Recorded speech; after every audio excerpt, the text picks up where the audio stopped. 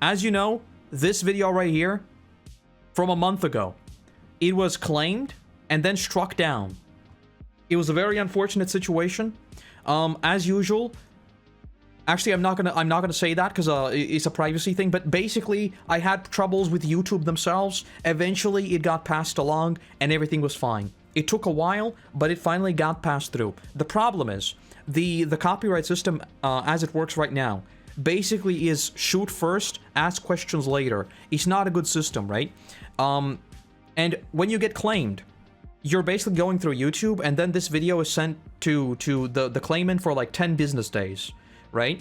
So what was basically a 30-minute question turned into, like, I believe it's 24 or 25 days. This video came up yesterday, I think. I think it was yesterday evening.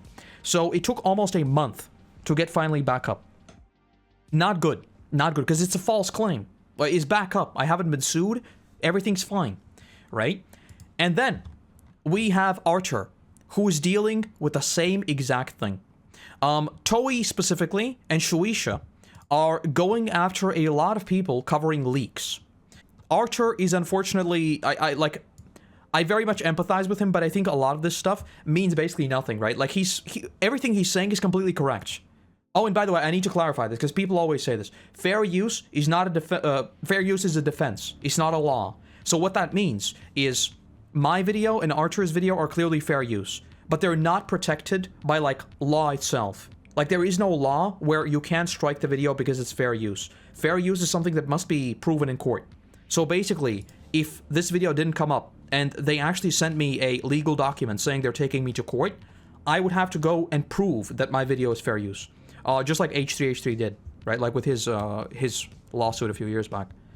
So Archer says this, but all this stuff is legal, and it doesn't matter. Like, YouTube can't do anything legally. It doesn't matter whether it's like it's a false claim or not. There have been exceptions though, and the big one is obviously Mark. That's where YouTube stepped in, and there was like a whole situation about that. But none of that matters, right? Because another creator is dealing with the same exact thing. Anime Balls Deep. I don't know how they came up with that name. I missed this apparently. So they had a lot of videos also taken down. Just like me, their counter notifications were eventually sent forward, and everything's fine. Thing is, we're not going to fix the copyright system, right? Like, the copyright system is broken. You want to see how broken it is? People can file copyright claims. This was like a whole thing that happened a couple days ago. Some dude, quick lore recap, some dude made a reaction video to Sniper Wolf's video. The video was like 3 hours long, and the video was watching Sniper Wolf's content until I laugh, right? And the whole joke is that it's 3 hours long, meaning she's not funny. That's the joke, right? And suddenly he was blasted with a copyright strike. Everyone obviously immediately went up in arms, said this is not cool, this shouldn't be happening. Turns out it wasn't her. It was someone on her behalf that wasn't actually on her behalf. So Charlie is out here saying basically this is bad. You should just sue them, right? And all of this comes back to the fact that the copyright system is broken. Like, it doesn't work as it's supposed to do. You shouldn't be able to come in and strike people willy-nilly. YouTube has sued someone before. This was also a couple of years ago. There's a lot of stuff flying around. I know it might be confusing, but I swear I have a point. So basically, the copyright system is broken on all fronts. But the biggest thing we want, the biggest thing, geo-blocking for everyone. If we could geo-block, this wouldn't solve the Sniper Wolf problem at all. But this would solve my problem, this would solve Archer's problem, and this would also solve their problem. Because these strikes come from Japan. And Japan doesn't have fair use, so they don't care. They just strike everything, and it's bad. In order to get geo-blocking, you need to be a part of an MCN right now. Like a channel network. I reached out to YouTube myself, and I also asked about this, and I was basically told that they're not doing this. Because I asked exactly this. I asked, can you just restrict literally this entire playlist in Japan? They said no. You need to be a part of an MCN. Which, obviously, I'm not. If we're not going to change the law, because we're not going to change the law, right? Can we please, YouTube, just get geo-blocking for everyone? Please. That is all we ask. Just the capability of blocking videos in certain countries. The obvious argument against this is that bad actors would take advantage of this. So what I mean by bad actors is people uploading things that are clearly copyright infringements. They would just upload it and block it in Japan, or block it in the US, or block it wherever else, right? But you could easily fix this by, first of all, requiring your personal details, something like that, right? So you can always be traced back. You can always make it a monetization thing, and you can always make it a like a subscriber threshold thing, right? So maybe you can only do this 100k plus. I say 100k plus because that's me. That would work very, very nicely for me. But whatever they decide, it would be very, very good if this was a thing. Sniper Wolf problem is a long-standing issue. That's something where the only victim in that situation is Sniper Wolf herself, unfortunately. Yes, yes, because this, like, no one cares about Sniper Wolf in this situation, like, in terms of what she did, what she didn't do. The problem is that this was a strike she didn't mean to do. She doesn't have any right to do, but it will inevitably impact her reputation. Because if you get the reputation that you are the person going around striking people, no one will like you. And the sad reality is that most people won't see this correction. This is very, very bad for her. Like, regardless of what people think of her beforehand, regardless of what people think of this exact situation, this situation will harm her reputation massively. And that's sad, because that shouldn't be a thing. Like, you shouldn't be able to go out and say, Koroto's Mystery Shack is claiming your video, if I am not claiming anyone. Like, you shouldn't be able to do that. Like, the fact that that is possible is insane to me. But that's like a whole different kind of works, because that's just law, right? Like, that's just how the law works. So if we can't change the law, at least YouTube has to have more checks and balances in place. Like, there needs to be some sort of verification system for these things before it becomes a legal matter. Because otherwise, this is silly. This is just silly. You just sat there, son, for 3 hours watching your videos for 3 hours. The guy uploaded a video, censored the name. Well, he's not in the wrong, though. He's not. Because, again, that is the thing that must be proven in court. I know Sniper Wolf does a lot of reaction videos.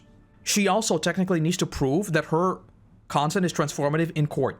So what she could basically, like, if what you're saying is the dude was in the wrong, right, and him getting claimed was, like, valid, right? That would basically start a long chain of people suing each other. Because then every single person who Sniper Wolf has reacted to could theoretically sue her in return. Because that is basically the same thing she is doing. And no one wants this. No one wants this, right? And that's why she is not going out and copywriting anyone. Because people who do YouTube know that these strikes are very, very dangerous. There's a reason why I immediately threw my hands up and started a fire as soon as I got a strike on my channel. Strikes can potentially destroy someone's like entire career, basically. YouTube needs to be better about these things.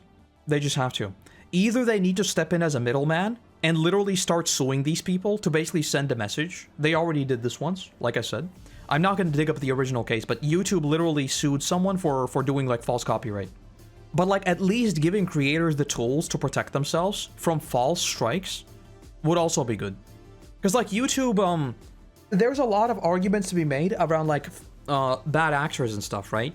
Because usually, what do laws do? Laws are meant to protect people, right? So, you're not going to have laws that are specifically designed for, like, the worst outlier examples, because you're not really protecting people anymore. You're trying to stop one certain person, right? So, laws are not made around edge cases. They're not. That's why they're called edge cases. So, just like YouTube has already given creators, basically when you upload a video now, you must self-report what's in the video. So, is it about controversial topics, right? So this is like religion, weapons, whatever else. Like anything that could be seen as controversial in any context must be marked. Does the video contain swearing? Does the video contain, there's a bunch of a list of things you need to mark, right? So you could immediately say, well, this is going to be used by bad actors, but it's not. Like, the system works. If you're abusing the system, YouTube just no longer allows you to do that, and then they just do, like, they basically demonetize your entire channel. So you can exploit the system. And geoblocking would be a very nice way if we could also do something like that. Because, like, this video, it was butchered. Like, it was uploaded a month ago. Bro, it wasn't uploaded a month ago. Like, IRL, it was uploaded like 10 days ago. It was stuck in limbo. I hope Archer gets this sorted out, but I doubt like anything is going to change about this.